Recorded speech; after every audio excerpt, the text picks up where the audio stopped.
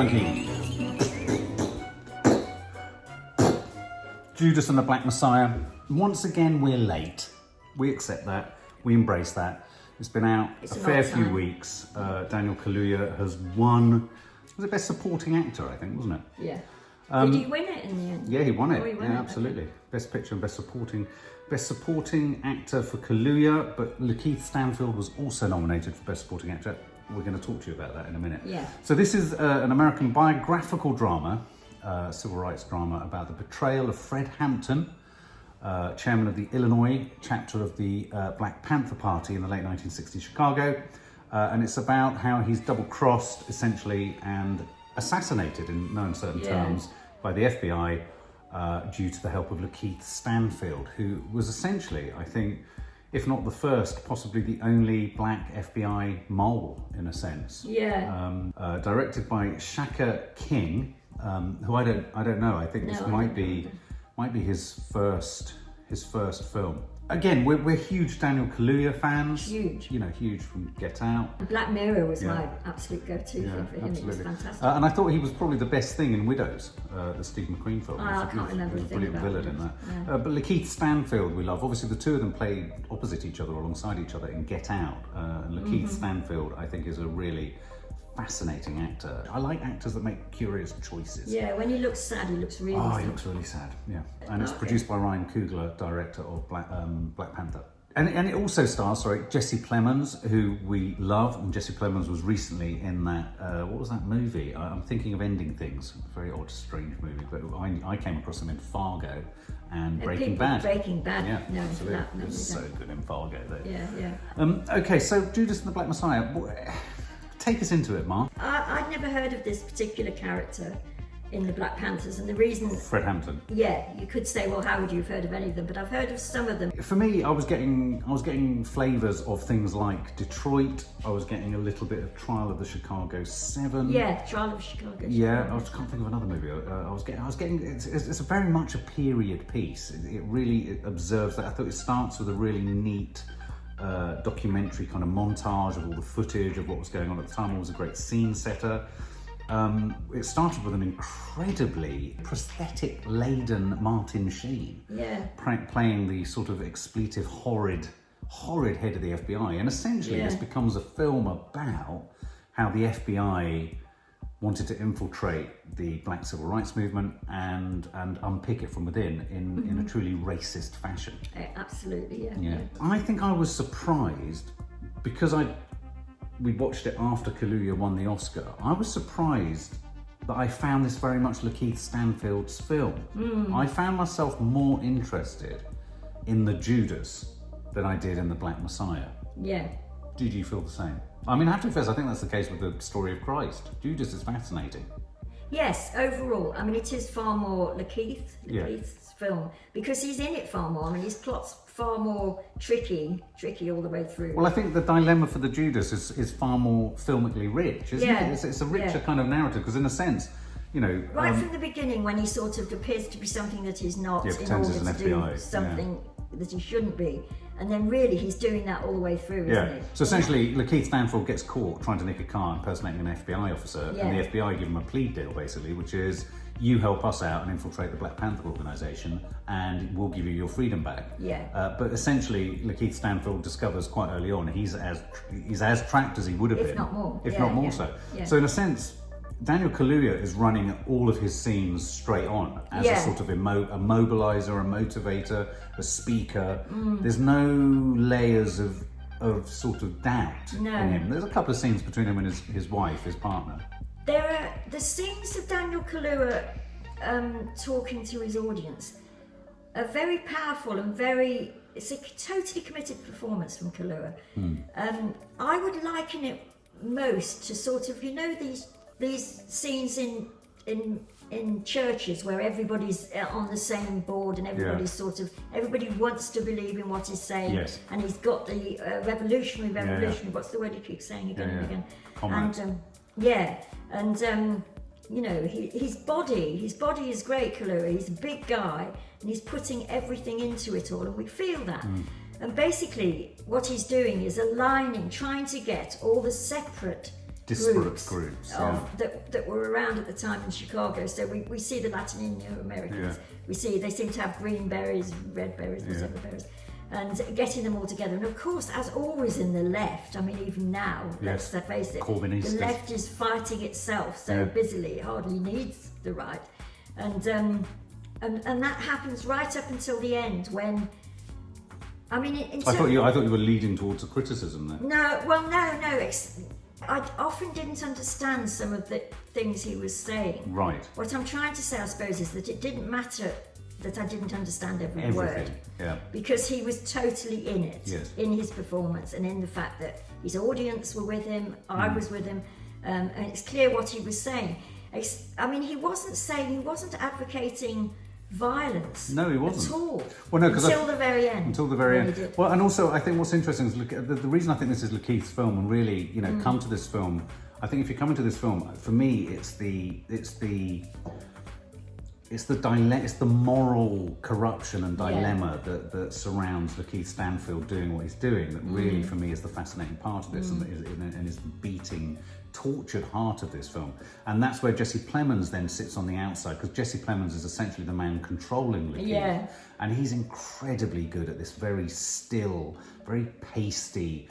You feel kind of on your side, but isn't really on your side. But he too is also compromised by his bosses. A really powerful scene where they're all sat in the office and the head of the FBI saying, "What are you going to do if your daughter marries a black man?" Horrendous. And I thought scene. Jesse Plemons played that incredibly well, because they played that long as well. So there were pauses. Because of course Jesse Plemons is himself institutionally racist and a racist, but he wasn't as racist.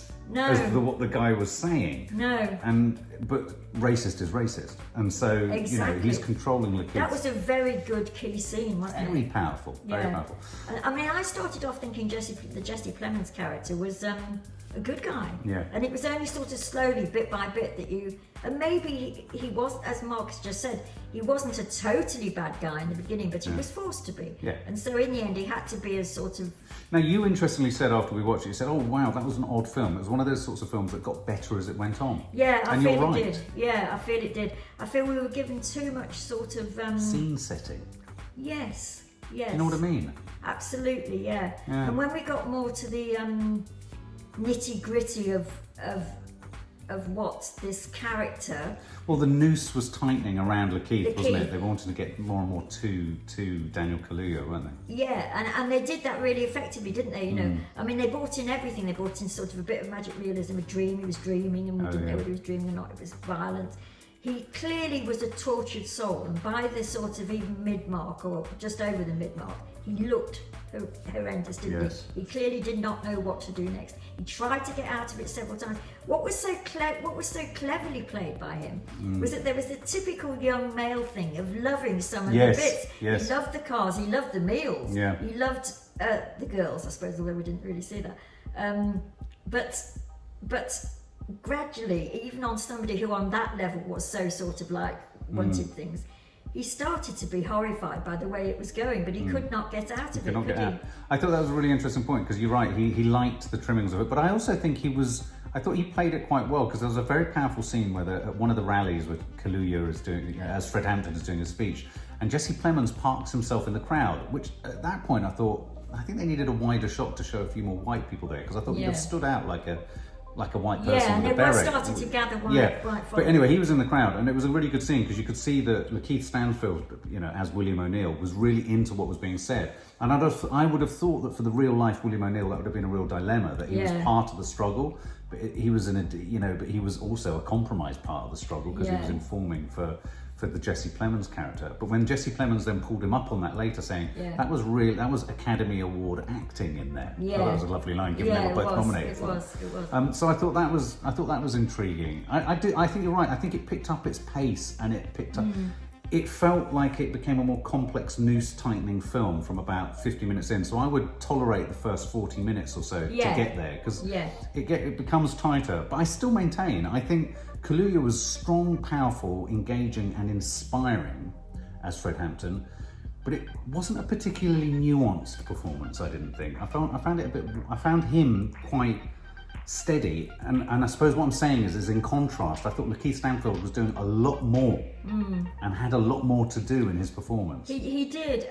And I suppose in some ways it becomes more thriller-like as the thing goes on, because the positions he would put himself and was put in. Who, Lakeith? Lakeith, where he's sort of part of a raid that's going on, Yes, but not. trying to escape it. Shooting at people, but not.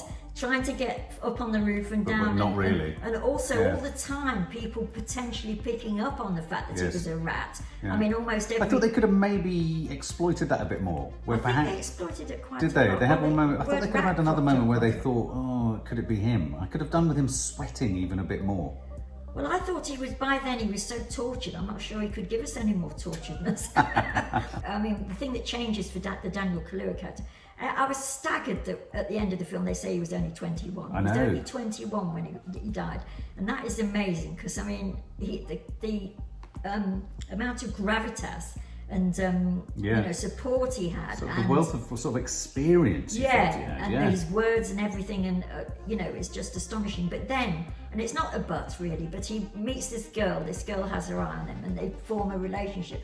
And this is the one who's talking about poetry. And he doesn't sort of just abandon everything, because he's quite critical of it in one way.